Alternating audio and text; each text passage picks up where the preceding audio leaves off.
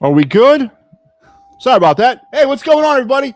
Welcome back to the Fighting Final here on the It's a Rap Sports Network with your boy Matty B on the call and the Phillies. Way to bounce back from a one-hit performance yesterday. Today, behind yet another solid start by Jesus Luzardo, topped the fish in, what was it, Yacht Rock Day, whatever the hell that is, down there in South Florida. I know what Yacht Rock is, obviously. I do not listen to it. Do I look like a Yacht Rock kind of guy? I am not. But they did a number on the Marlins today, 7-2, and just roughed up Chris Paddock, who I expect to be hitting the waiver wire any day now, as his ERA now balloons over 7. Helped mightily by a 6-run first inning. And, there's some room to improve here. Again, we got 6 runs in the first, and then we got 1 run after that. That's not great. But the key here now over the past 6 games is when one side's not working, the other side's picking up. That's what's happening here now that was not happening through the first 28 games. It all fell off of a goddamn cliff. But today, the starting pitching yet again has been, I would say, the number one thing that I've noticed that has completely turned around, at least in the last 6 games. Actually, probably more than that, to be honest. But over the last 6 games, you can definitely see the starting pitching starting to get back to where it has to be. It drastically has to be, as we're not going to be able to home run our way to a World Series. We're going to have some starting pitching to back us up. And Jesus Luzardo, another quality start. Another long quality start. Another long inning performance today by Phillies starters. He went 6 1/3. Was 1 2-run home run away from probably going, at least in my opinion, through 7. So Phillies get the win. They have now pulled themselves into a position tomorrow to win a series. God forbid they could win another series tomorrow as they complete this wraparound 4-game set in Miami against the Marlins. And good game indeed, Star Wars. It was a great game. Everyone hit. Everyone hit, but 2 for 9 with runners in scoring position is not everybody. So, they got on, but I need to see them cash some runs in. I need to see more runs cashed in. I hate seeing that. I hate seeing 2 for 9 with runners in scoring position. Can't stand it. You got to get, I don't care. They're on second and third. They got to find their way home. Great win. Everyone got a hit for the Phillies in the starting lineup. Yeah, again, they all got hits. I understand that, but still, 1 run or 6 runs in the first, and then 1 run over the next 8 innings. I don't know. I just can't. I can't get excited about that. I can't get happy about that. They were backed up by some great starting pitching, and you're not going to have games every day where you're going to be able to cash in. I get that, but it seems to happen more than it doesn't happen, or doesn't happen more than it seems to happen for the Phillies when it comes to just leaving a lot of people stranded on the base paths, especially in scoring position. You guys know me. It's been a bane of my existence for years, the RISP. It's just a terrible stat. I cursed the person who turned me on to that. Pusher man got me addicted to RISP. Luzardo was locked in. He was locked in. Very much so. We clean up the errors. Yeah, no errors in the 6 games of Don Maddoline's existence as the Phillies manager. 0. As contrast to, 19 errors in 28 games under Rob Thompson. We've been scored in more than 1 inning. Yeah. Yeah. Okay. But 1 run in 8 innings. I mean, let's be honest. Marsh is looking good. Barrel on the ball, as I noticed today. Bryson Stott, a home run machine in Lone Park Depot today. 2 home runs now on the season. Both of them have come in Lone Depot over the last 48 hours. Listen, everybody hit. They got great starting pitching. The bullpen came in and did its job. And things, 14-20, 2-1 in May. Things are slowly but surely working their way back together. The question is, have we dug too far of a hole to get completely out of this? We'll wait to see as we get deeper into this. So welcome back to the Fighting's Final. Sunday afternoon edition, and big day here on the show. Of course, you know this is our day that we do the Down on the Phillies Farm Report segment. I wait for this all week long. I can't wait to do it. We're going to break that out here probably in the back end of this show as soon as we complete the post game. So, it's a special day on Sunday when I get to talk about the minor leagues. And an important minor league note: yesterday, May 2nd, the FCL Phillies, the Florida Complex League Phillies, which for those of you that are old school baseball folk know it as the rookie leagues, kicked off their season. So it is now official. The 5 main levels of Phillies minor league baseball is completely started. We're into it all. The DSL red and white Phillies will start at some point in June, but that's an international thing. I'm not going to get too wrapped around that, but the 5 main levels of Phillies baseball minor league wise is in now full effect. So it is in full bloom here in early May, and that's a great thing to talk about. And next week, when we do the Down on the Phillies Farm segment, I'll include the first week of FCL Phillies action. So no FCL Phillies today, but we'll wrap them into next week's show. And then going forward, I think until their season ends in late June or late July.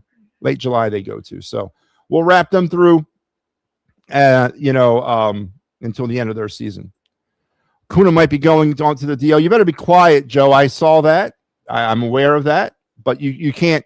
I got chastised by some, I don't know, Braves right-wing Christian person about wishing an injury to Ronald Acuna. And of course, I didn't wish an injury to him. I'm just quoting and citing recent history that the man can't seem to stay on the field. I'm not wishing an injury on anybody, but I got attacked for that a little bit. But trust me, I held my own, as I tend to do.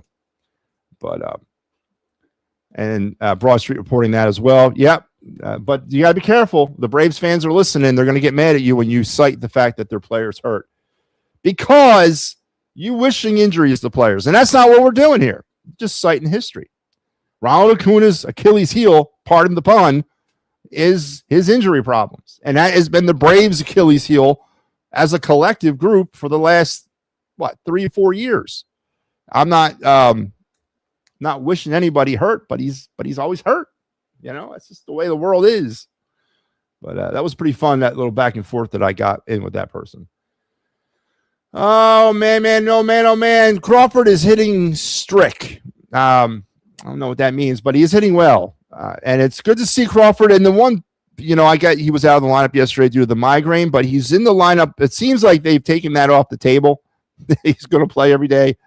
We're beyond that, where he needs to have a day off every third day, which, again, is one of the Don Mattingly improvements that I've noticed thus far into 6 games of Don Mattingly's tenure as the Phillies manager.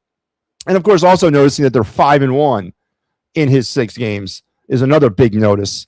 And they're set up to win another series, which would be their 4th of the season. Made of glass like Derrick Rose. He's always hurt. Yeah. Stott is starting to wake up. As long as we stay in Miami, apparently that's the thing, right? Bryson Stott can hit everywhere, nowhere but Miami. So, but maybe he can build off of that. Listen, offensively for this baseball team, it's still a work in progress. Yesterday was a too hard of a reminder of what we just went through with this team offensively. Today was obviously positive because they bounced back. It didn't linger. They didn't let yesterday's failure sort of, define them today. And they jumped all over a pitcher in Chris Paddock who stinks. I mean, I used to actually, and I still do, because when you guys know I'm in the cards and stuff. And regardless of what you are, when I get your rookie card, I always put rookie cards aside because you never know. I got like 50 Chris Paddock rookies that I need to get out of the rookie spot and put them in general population here probably pretty soon, because this guy stinks, man.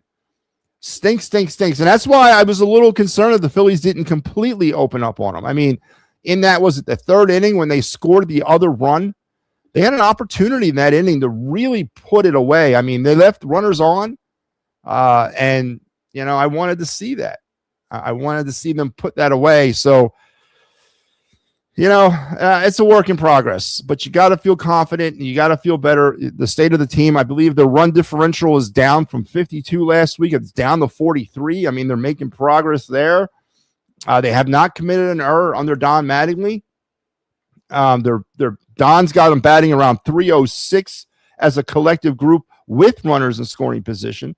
They're outscoring runners. They're outscoring their opponents now like 22-11 over the past 6 games. I mean, they've made some improvements that's definitely being seen right off the bat. Bohm is lazy. Crazy that Marshall's not. He's been consistent all season. It's not that crazy if you think about it. He's been really the only consistent bat we've had. Everybody's been up or down or down.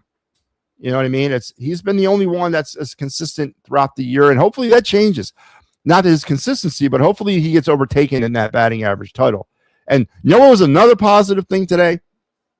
Kyle freaking Schwarber, after going 0 for his last 8 with all strikeouts, actually had himself a decent offensive day, was on base, I think, 3 times today. Yeah, 2 hits and a walk, and no strikeouts for Kyle Schwarber. Congratulations, Kyle, from pulling yourself out of that embarrassment. Miami's that team you can't keep around if it's a close game. No, you cannot. You cannot, because they do have some young, talented players. I would love Norby, Xavier Edwards, just to name 2. I would love to have those 2 players. They're really good young players. So let's get into this game. Let's remind everybody on the It's a Wrap Sports Network, we're about to turn the calendar on the week. So let's take a look at what's coming up on the network this coming week, starting tomorrow. The Pittsburgh Sports Tonight Show returns. Yeah, John called me this morning. He said he wants 2 slots for Monday and Tuesday. I don't know if this is the new norm, if he's coming back, but John Phillips, who is part of our Steel City Sunday group, Pittsburgh guys, we like to call him, was doing a little show on Mondays and Tuesdays and Wednesdays at one point over the winter called the Pittsburgh Sports Tonight program, and he had to pull the plug on it due to professional requirements, but now he let me know this morning that he's going to come back this week. So tomorrow night at 8 o'clock, the Pittsburgh Sports Tonight returns, at least for this week. And then we'll have some Phillies Marlins post game for you. And, of course, Flyers Hurricanes game too. Tuesday, Gridiron Weekly, the Pittsburgh Sports Tonight program. Again, Phillies A's Battle of Philadelphia is on Tuesday night as the A's come to town. And then me coming back at you with the final word. And then everything else that's in store for you over the week. Another post-game show heavy week with the Flyers back, for now, still in the playoffs, as I will have you for game 2 of that series tomorrow night. And here's the Clear the Ice schedule for those of you that are wondering. I had last night game 1. I got game 2 tomorrow. Mike Laro will have you for 3 and 4, and then we'll readjust after that if necessary. Here's your Fightins' final lineup. Tomorrow, Mike Laro will have you on the call as he'll wrap this series up and gets you set for, the A's. So there's your schedule, your week in advance here on the network. And, wow, the White Sox trying to sweep the Padres. Duran's on his way back. Need him back because the bullpen is getting taxed. Yes and no. Yeah, but over the past few games, 6 to be specific, we've gotten really quality long starts from our starting rotation. Now, yes, situationally, they're being taxed because we're needing certain pitchers to come in at certain times. I agree with you. I'm not saying that we don't need our closer. We do. But for when he went down at that time, if he was going to go down, if there was a time in the season you were going to lose him, that was the time you needed to lose him because we didn't really necessarily need him then. But you're right. Now we're getting back. We're rounding back into form. You're going to need the closer at some point very soon. And I don't want to get to a point where we're fighting for every win right now in May, and then we lose the game, we blow a save in the 9th because you got Jose Alvarado, who's teetering with me right now. I'm teetering on the Jose Alvarado thing, as I just don't trust him at this point anymore. He hasn't worked out well. I was concerned about this coming off the PED thing. What was he going to be? So far, not good. But yeah, you need Kerkering back. Oh, not Kerkering. Yeah, you need Duran back. But Kerkering today, I've told you guys since day one, I still believe Ryan Kerkering has got closer stuff. And I still hope that maybe now with the new regime, the Phillies can tap into that. Because what I do fear is that we'll never know what Kerkering could be as a closer. We're going to let him go, and he's going to latch on somewhere, and he's going to unlock that somewhere else. I do firmly believe Ryan Kerkering is a closer at this level. The Phillies have yet to be able to tap into that, and I hope Mattingly can. I hope he can, because I do think he's got closer stuff. I've always thought that. Chase Sugar has been good. He's been really good. He pitched both games of the doubleheader win, and then today he gets the nice. He comes in and kind of hammers it down. Alvarado is in the same after he go. I agree with you 100%. 100% agree with you. I would move Keller to the 7th, Kerkering to the 8th, and Durant to the 9th. I'm not necessarily focused on the Keller situation is another thing. He's up and he's down. I have more faith and confidence in him than Alvarado, but yeah, I think I do that too. Absolutely, I would do that as well. All right, let's get into this game. Let's go to our box score of this thing. Phillies 7 runs on 11 hits. A sight better than 0 runs on 1 hit that they had yesterday. No errors.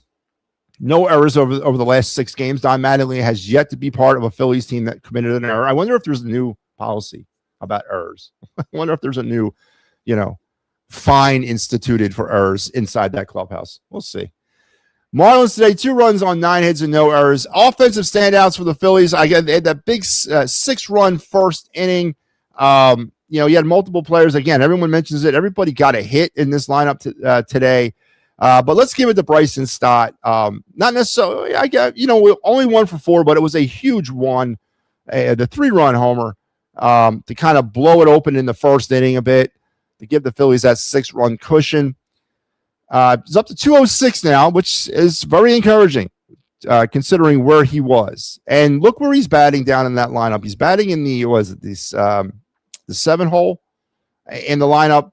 I don't necessarily think that's where he belongs, but I definitely am more accepting that role than in the 5 hole. Again, I hate to kick dirt on a dead man here, but how much of our struggles this early part of the season are Rob Thompson's? And I've bashed Rob Thompson enough for this lifetime and then probably 3 other lifetimes to come. I'm not going to spend too much more time talking about disrespecting the dead, so to speak. And I don't want to necessarily do that. But after all the glazing over, Rob Thompson was such a great guy. He didn't deserve the fate. The players let him down, blah, blah, blah, which, yes, the players let him down. But how much of this, and no one wants to seriously sit down and talk about this, and I'm open to discussing and debating this left and right. How much of the Phillies' problems on the Rob Thompson were Rob Thompson inflicted? The craziness of the lineup. Bryson Stott batting 5th. I don't care if Bryson Stott is batting 1,000 with, 5 million hits. There's no planet in the universe where he belongs batting 5th in any lineup. But yet we endured Bryson Stott batting 5th, or batting at some point inside the middle of that lineup for a good part of this season, where he's not supposed to be batting. And, of course, the Alec Bohm batting 4th, which he was inserted in there today, was 1 for 5. How much of the problems at the Phillies and the players not performing were because their manager didn't put him in the right spot? There is something to that. Nobody wants to investigate that. Nobody even wants to entertain that with me. I would love to have that conversation with somebody. But we just want to believe what we want to believe about Rob Thompson. Goddamn fraud. Glad he's gone. Anyway, so I'm going to give Bryson Stott your offensive MVP for the Phillies. 1 for 4 with the 3-run homer, the big blow there to give the Phillies that 6-run cushion in the first inning. For the Marlins, Lopez had himself 2 hits, and then also Morel in the DH spot had 2 hits, kind of leading the way for the Marlins. Both were 2 for 4 on the day.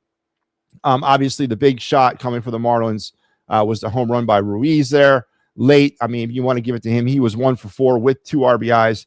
So you can cut it up between the 3 of them for all I care. I don't. Pitching wise, Jesus Luzardo gets the win, a second very strong performance. He goes 6 1/3, 8 hits, 2 runs. They were earned. No walks today. 10 strikeouts. Did give up the home run and labored a bit. 102 pitches through those 6 1/3. Sugar and Kerkering would come on in mop-up duty to clean up the mess or shut the Marlins down. And Luzardo does get the win, 3-3, if I didn't already say that. On the loss for the Marlins was Chris Paddock, 2 1/2, or 2 2/3, sorry. 6 hits, 7 runs. They were earned.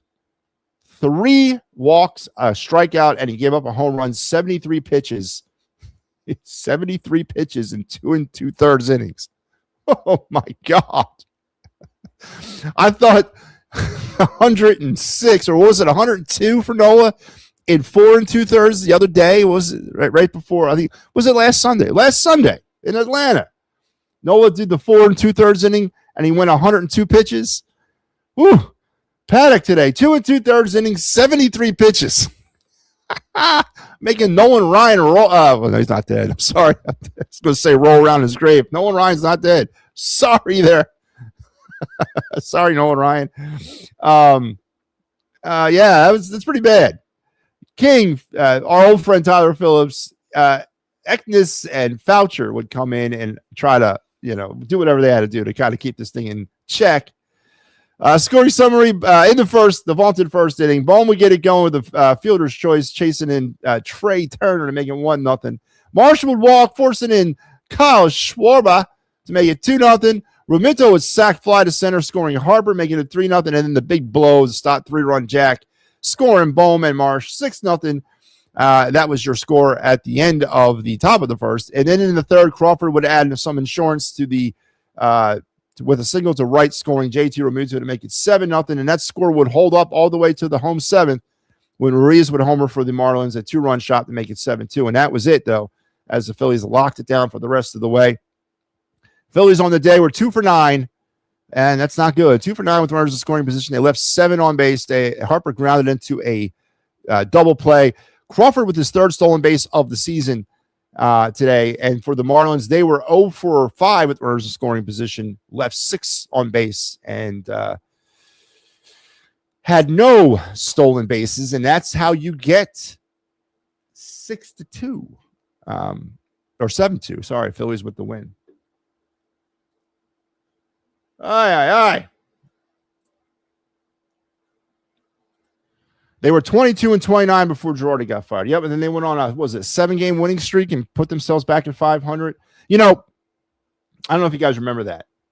Very important time of Phillies history, if you think about it. That 2022 season, early June, when they fired Girardi and hired Thompson. Do you guys remember the Sunday game of that? It was they fired Thompson, or fired Girardi. Still thinking about Thompson. They fired Girardi on the right the afternoon on the start of a 3-game set with the what's called the California Angels, the Angels, and it was the game they won the first 2 games, and then on Sunday, do you guys remember this game? That was the Sunday game where Stott hit the homer in extra innings to walk it off. The little kid up there praying to God, please, but then Stott cranks the homer to walk off. And matter of fact, it was over. He hit the home run to left. And you know who was playing left field? No, it was right field. Who was playing right center field? So you know who was in right center field, or more importantly, in center field that day for the Angels as he's watching the ball go over the wall? It was Brandon Marsh before we traded for him from the Angels. I remember that. And that was the turning point to me for that 2022 season, that game, that moment. I don't know if the Phillies have had that moment yet. You might want to go maybe to a doubleheader against the Giants, but that's really early on in this situation. But that to me was the moment that turned around 2022. And they were playing the same, yeah. I think we can turn this thing around. The pitching is too good. If they can round back into form, and if they have not buried themselves too deep, it's never good to have to rely on a 7-game winning streak to sort of right your season, or in the Phillies case, it would have to be a 10-game winning streak to right their season. But Dave Dombrowski said as much. Part of the decision to fire Thompson was sort of driven by the schedule. With the Giants, Marlins, A's, and Rockies kind of as the next opponents. So maybe he's trying to play those odds again and try to recapture some of that 2022 magic. I don't think the season's over. I never did think. I thought it'd be over if they kept Thompson here, but I don't think the season's over. I don't know about the division. I don't know about, it's way too friggin' early to get involved in any discussions about the season being over. we were talking that stuff during that time about, the Phillies would have to play at a 900 clip in order to win their division. Yeah, or at an 800 clip in order to accomplish the same amount of wins as last year. I mean, who cares about any of that? Each season is different, and each win total to win a division or to get into the playoffs is a different season, a different win total. Let's concentrate on each game at a time. So I never thought the season was over. I thought we were in jeopardy if we held on to Thompson for another month. Now, if we were talking a month from now and we're still talking Thompson and we're still talking this stuff, you might be talking a different note. So it was definitely not over, but sort of trending in that way. Yeah, I got you. The Brewers game. What was the Brewers game? I was at Topper's first game. The Brewers game. What's the Brewers game? Yeah, it was Marsh. Yep. Yeah, I'll never forget that. Again, I think that was a turning point of that season. The Braves lead isn't safe. Well, good. I hope it isn't, and I hope they lose. So let's go to the Broad Street bottom line as we turn on here on this Sunday afternoon.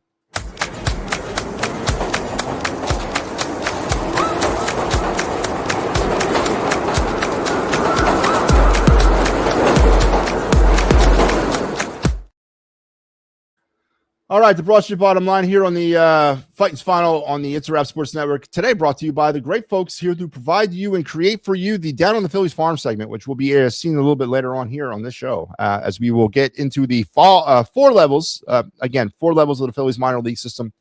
Talk about what they've done for the past week and who was sort of led the way for them. Next week, we will be talking all 5 levels of the Phillies minor league system as the FCL Phillies have begun play as of yesterday. So we'll be incorporating them into the talk next week. So it'll be all 5 levels starting next week. And by the way, for those of you looking at this graphic and are wondering, where is the FCL Phillies logo? Well, it's the Phillies logo. That's their logo. They use the same damn thing. It's a no-frills level of minor league play down there in Rookie League. So they just repurposed the Phillies logo. Remember, they wear Phillies uniforms. There's nothing different about what they wear than what the Phillies wear. That's what the FCL Phillies logo is. It's the Phillies logo. So for those of you wondering why I don't have that logo on there, I do. But my Broad Street bottom line today, another positive outing from a pitcher, second straight for Jesus Luzardo, as they got to get things back together. Starting pitching was probably my biggest concern about what was happening with this team under Rob Thompson, was that we just weren't pitching well.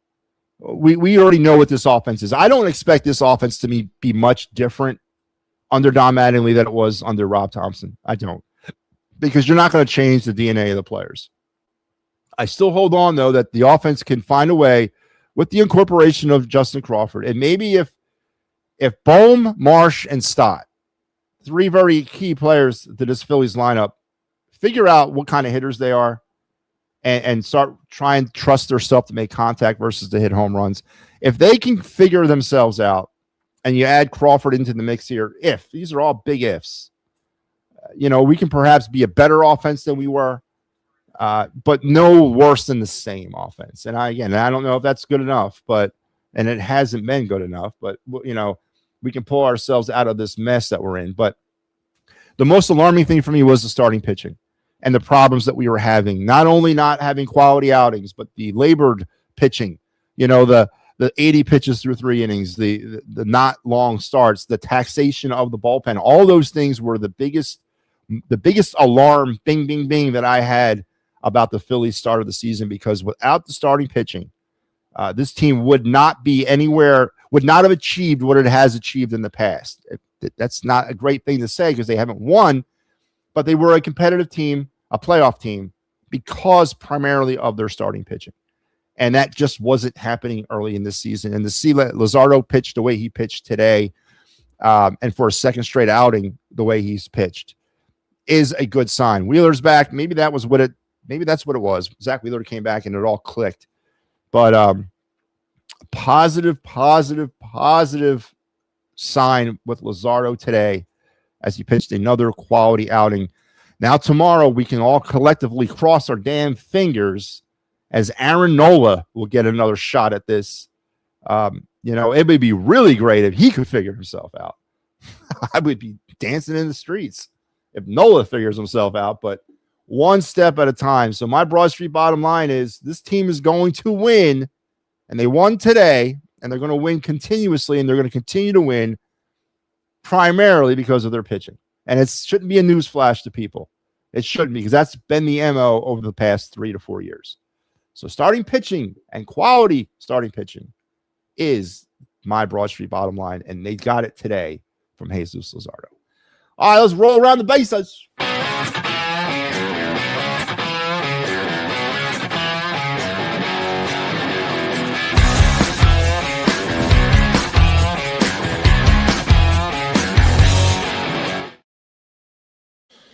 All right, let's take you around Major League Baseball today. Games that are still being played out. They are heading to the bottom of the 10th in Beantown. It's 3-1 Astros over the Red Sox. It is 8-2 Cubs over the Diamondbacks as they move to the top of the ninth. 6-4. I believe Broad Street was giving you an update here. It's 6-4 Braves over the Rockies. They're in the bottom of the fifth. Rockies are threatening. It is 1-0 A's over the Guardians as they go to the bottom of the fourth. 1-0 Angels over the Mets. In the top of the fourth, 1-0 White Sox over the Padres, top of the fourth. It is 1-0 Mariners over the Royals, top of the fourth. A little bit later on tonight, the feature game, your Sunday game, night of the week game of the week, whatever, is the Tigers or the Rangers at the Tigers at 7:30 on Peacock. Games that have gone final: 4-3 Twins over Blue Jays, 11-3. Yankees are rolling, man. 23-11 now are the Yankees on the season. 1-0 Pirates over the Reds. It was 3-2 Nationals over the Brew Crew, 2-1 Rays over the Giants, and it was 4-1 Dodgers over the St. Louis Cardinals out there in the Big Lou. And our game, it was the Phillies 7-2 winners over the Miami Marlins, and that will set things up for tomorrow as the Phillies will complete their 4-game match up against the Miami Marlins, a 6:40 start time, or I should say a 6:40 start, first pitch start time. Aaron Nola, baby. Will go for the Phillies against Jansen Junk of the Miami Marlins. Nola really needs to get himself figured out. That really does. So make sure you're there as the Phillies attempt to win their fourth series of the season. So back here, again, 7-2 is your final. Good day, man. It really was. Broad Street says he's still in shock that the Sixers won last night. Nola will go 6, offense scores 5, Nola gives up only 2. Oh, that would be great. I don't know, man. We'll see. We'll see. I hope that tomorrow, and another thing that I was positive to see today, one more last thing before we get to the down the farm.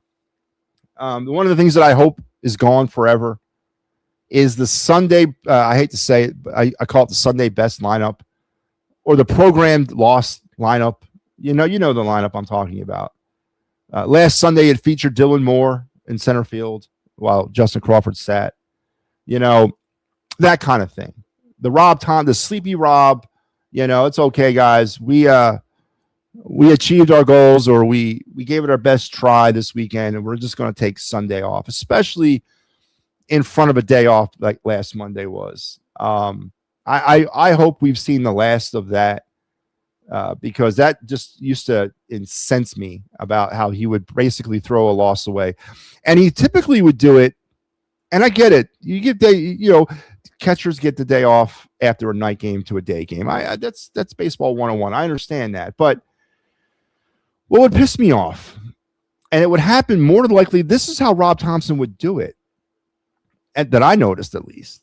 He would give players a Sunday off with already a Monday day off programmed. And that used to get me so goddamn pissed. Listen, they already got a day off. Why are you giving them 2?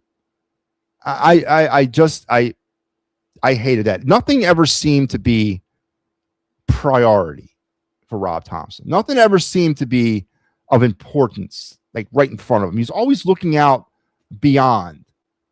He was never concerned about what was right in front of him, it seemed to me. I used to always say, big matchup this weekend, big series, Phillies and blah, blah, blah. Are they going to go into it playing like it's a playoff series? A lot of the late season series against the Mets last year in 24, where the Mets were chasing the Phillies, trying to catch them. They had playoff type vibes to it. Like last year, the one up at Citi Field where the Phillies, I think, lost 3 out of 4. The Mets were playing that thing like it was the playoffs. And the Phillies were playing like it was just another regular series. I just never thought Rob Thompson ever lit that fire for this team. And it was the same attitude he had for the playoffs. There was always a tomorrow for Rob Thompson. It was never important today. It'll be there tomorrow. And he had that same attitude in the playoffs. It just drive me friggin' crazy. Nothing seemed to be a priority for him. And I hope, and we'll see tomorrow again. You have a little bit of a hit here. I don't think your next day off is until a week from Monday. So you're going to have to try to find some people some days off here. I get that, but we are in panic mode right now. We are in save the season mode. You can give guys off after this. We got to get some traction under our feet. And I hope to see Don Mattingly treat these games with the importance that they deserve to be treated right now and based on the way the season started. I want to see Donnie have Marshall Crawford start against lefties. Yeah, me too. I like Topper, but his postseason blunders than regular season stuff this year. I couldn't stand Topper. Keeping Painter in too long. You mean yesterday? Or what? The start before that, yeah. When the wheels were coming off, yeah. I do remember that. Well, he's gone now. All right, let's do it, folks. It's that time. The clock on the wall tells me it's time to go down onto the Phillies farm. This is the segment of the Titans Final that we do every Sunday, typically with me at the helm. I won't be your host for every Sunday Titans Final. There's going to be a time here very soon where there's going to be Sundays where I won't be on the show. But we're going to try to bring you this segment. Somebody will, at least. I'll put it together or somebody else can pitch it. But we enjoy this. I enjoy it. I don't know of too many people that spend time on a post-game show spending any of energy talking about the Phillies minor league. So we do it here, and I think it's important to keep everybody informed of what's coming down the pike in the Phillies minor leagues.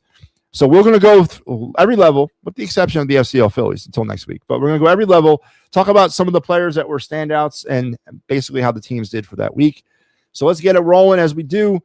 Down there in low A ball with that Clearwater Thrashers, your position player of the week is Juan Villavicencio, the shortstop. I know I did not pronounce that correctly. 5 games this week, 4 hits, 5 runs, 3 homers, 9 RBIs in 5 games. It's pretty damn good. But he only finished with a .222 batting average. So, hey, I'll take it. He is an international free agent signing of the Phillies in 2022 from Venezuela. So he was your position player of the week down there for Clearwater. Your pitcher of the week, we all know how to say this name. This is the guy that probably everybody's watching, and that's Gage Wood, your former first-round draft pick, 26th overall by the Phillies in 2025.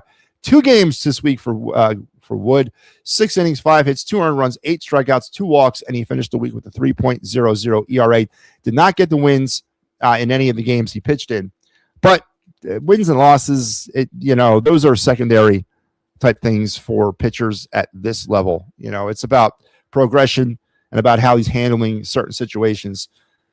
Gage Wood has been pitching pretty damn steadily here in the early part of 2026. I would expect to see within the month a trip to Jersey Shore in order for Gage. I think he's going to find his way up to Lakewood and the Blue Claws here before 4th of July. I expect to see him at high A before the 4th of July. So he's been having a pretty good start to his season. And for the week, the Threshers were 5-1 so far, 16-10 on the young season for Clearwater. Let's move on up the coast to the aforementioned Jersey Shore Blue Claws to high A. Your position player of the week, Jose Colmenares, the shortstop, 6 games, 6 hits, 3 runs, a homer, and 6 RBIs.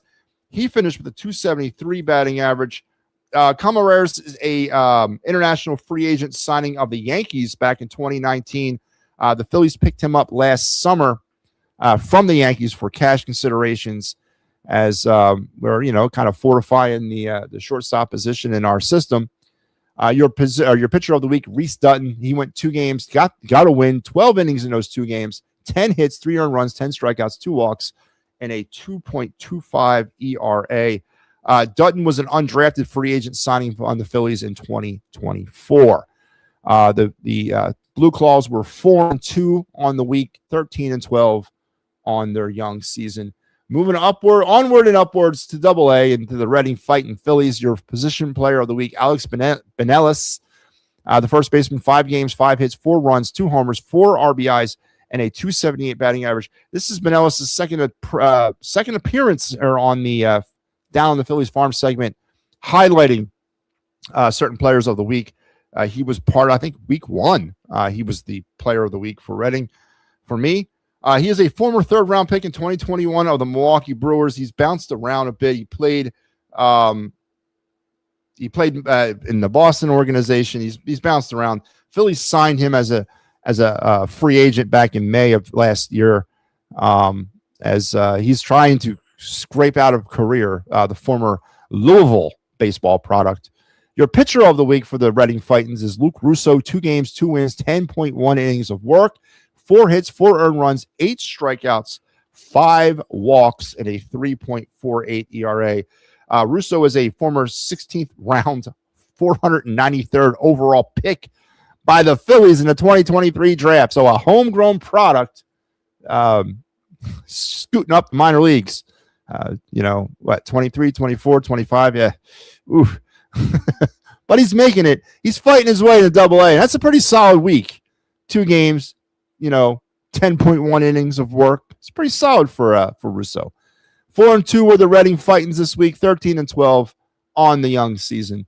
And let's finish up in AAA with the Lehigh Valley Iron Pigs with their new manager, Chris Tank Adamson. Yep. Of course, with the shakeup in the Phillies managerial box this week, Anthony Contreras, who was the Iron Pig manager, was upped to third base coach. So Chris Tank Adamson, who was the bench coach for Lehigh Valley, and Anthony Contreras was named the new manager of the Iron Pigs. Chris Tank Adamson, a Australian national. He's from Australia. Don't know how he ever found his way to Lehigh. Maybe I'll do a retrospective on that. But he is your manager. Carter Kaboom or Kaiboom or Keyboom. I don't know how you want to pronounce it. I used to call him Kaboom. Kaboom is what I'm going with.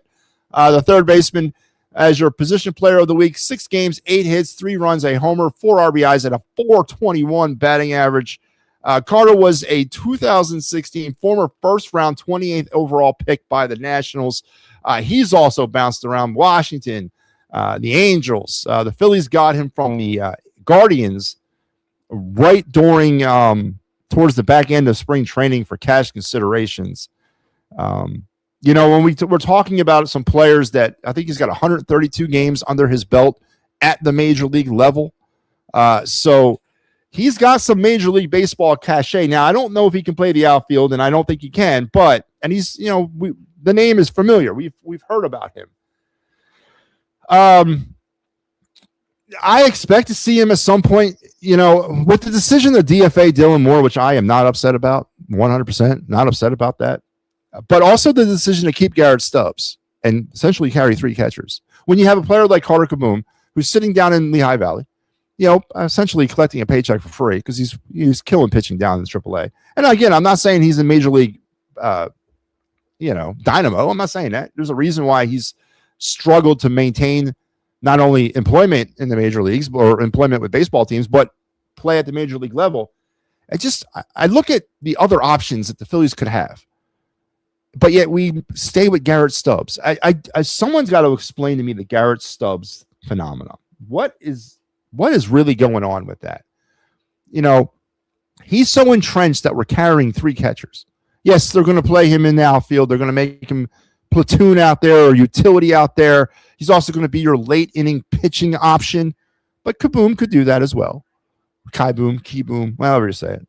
He could do those things as well. I want to know what, I was pissed off when they brought Kyle Schwarber back, because to me, it would have unclogged the whole DH 4-hole question here with the Phillies. But is it possible that Garrett Stubbs is somehow clogging up the ability to sort of promote or progress through the Phillies minor league system, especially from AAA to the majors? And what the hell does Garrett Stubb bring to a team that is so goddamn important? I just don't understand it, man. We're carrying 3 catchers right now because they don't want to part ways with Garrett Stubbs. I don't get that. Well, anyway, he was your position player of the week. Your pitcher of the week was Chuck King. 1 game, no wins, 6 innings, 6 hits, 6 strikeouts, 2 earned runs, no walks, and a 3.6 ERA. Interesting situation with Chuck King. Undrafted free agent signing of the Phillies in February of 2024. He was a TCU product and a 5-year starter or a 5-year member of TCU. I think he was redshirted his freshman year. Did not enter the draft or was not drafted. I graduated in like 21. Did not decide to sort of pursue being a pitcher. Instead, went into sports science and took a job with the San Diego Padres organization on their training staff as an intern sports medicine science guy. Used to throw BP with the Padres organization in AA. He was working for the AA affiliate of the Padres. And one of the players one day asked him, "Dude, what are you doing, man? Why aren't you a player?" And I guess that reignited the fire within Chuck King, and he decided, "Yeah, I'll go back." And he went through multiple open tryouts throughout the year where players have an opportunity to showcase what they have or what they could bring in front of the scouts. And the Phillies liked him and signed him as a free agent in February of 2024. And now he's on the cusp, 1 level below Major League Baseball. And he had himself a good week. We've talked about Chuck King throughout the years coming up the system. Again, a game, no wins, 6 innings, 6 innings, 6 hits, 6 strikeouts, 2 earned runs, a walk, and a 3.60 ERA. 2-4 were the Pigs this week, 17-15 on the young season, and that's it. That is our tromp or romp through the Phillies minor league system for this Sunday afternoon. Good stuff, man. As I said, I really enjoy talking about the minor leagues. I'd like to see Gage Wood up next year if he's not traded for a bat. There's no way in hell Gage Wood's making his MLB debut in 2027. I don't know what you guys think the progression of these pitchers is. All right. The pitching position, there's no way they would ever do that. I don't know of any pitchers that have spent 1 year in the minor leagues. Was there any, even the Verlanders and the Scherzers of the world? I just don't. I mean, I'm not saying it's, and I'll look that up, but Gage Wood is not ready for the major leagues, and he won't be ready in 2027. I would like Gage Wood to be ready for AA in 2027. AA is where I want Gage Wood to be ready. I need Gage Wood MLB ready by sometime mid-2028. That's when I need him. I don't need to rush him up anytime sooner than that. He's had a really good start to his first full pro season. And that's all this is, his first full pro season. And he's had a really good start to it. I do expect a promotion to come at some point prior to July 4th to send him up the Jersey Shore into high A ball. And if all goes well there, you could see him make a start or 2 at the end of the season for Reading. But then obviously keep your eye on him for making the Reading Fightins right out of training camp or spring training, whenever that may be in 2027. But MLB ready? No, man. There's just no way. And I don't think they're going to trade him. The one bat I wanted was Miguel Andujar. Dude is batting 325. Marsh had this kind of run in April and August of 23. Yeah, he did, and then nothing in between. I agree. But Steve, you have to tip your cap to Brandon Marsh as being the lone consistent hitter throughout all this mess. And I don't know what that says about the organization. And I don't know what that says about the $330 million man. I get all that. But in a season where Brandon Marsh, who's approaching UFA or unrestricted free agency, which will be, I believe, the end of next year, he needs to have seasons like this, and he needs to be the consistent batter that we're doing. Yeah, I do, and I also hope that he can pull it together. I also against Arizona in the postseason of 23. Question is whether or not he's still in there. What? Huh? If they possibly sign Alonso, let JT walk, trade for Adley or Ryan Jeffries, trade Stott and sign Arias. Are we revisiting free agency? Oh my God. So this is, I don't know if you were listening to my show back then. I never saw you, but this was not necessarily, I didn't want, Adley Rushman was not going to come here. I was not prepared to spend or pay what they wanted for him, prospect wise, because you could say goodbye to Gage Wood. You could also say goodbye to Andrew Painter. You could say goodbye to Aiden Miller. There's a lot of players you're going to say goodbye to get Adley Rushman from Baltimore. But signing Pete Alonso was my number one priority as well. I wanted him to unclog the DH spot. I can move Harper there. I can put Alonso at first, and then I can also get the number 4 batting order thing put to bed forever, because I don't think Alonso would have complained about batting 4th. Luis Ariz was my number 2 priority for the Phillies, and Caley Jansen was my last. I wanted him in the back end of the bullpen to replace Alvarado, honestly. But Luis Ariz, I really wanted, and I thought the Phillies could have made a play for him. And if they would have done that, and I didn't want JT at all. I wanted him to walk away. Now, in retrospect, putting the franchise in the hands of Rafael Marchand and Party Boy, maybe not the smartest thing to do. But with the rise up of Hedinger and Disson and Cole Ricketts or Caleb Ricketts, I don't know. Maybe you could have found something down there. I don't know. It might not have been a good thing, but I also wanted Ariz, Luis Ariz here, badly. That's what I would have done. Yeah, I wanted him here bad. I hope Sugar is the dude that stabilizes the pen. I'm hopeful anywhere. I'm not hopeful anywhere else. Tim Mize is okay. I like Tim Mize. I think Keller can do it too. And I think everyone's selling Kirkering down the river. I know you're not the biggest Kirkering fan. I still hold that hope. I think Kirkering can unlock it, man, and I hope Mattingly is the guy that can do it.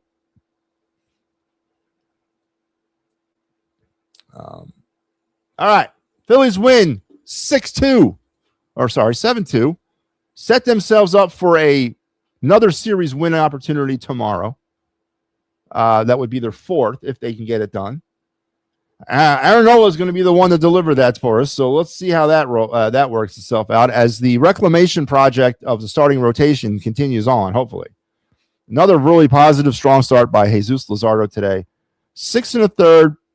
And did they get a little bit too conservative? I mean, the pitch count was up a little bit.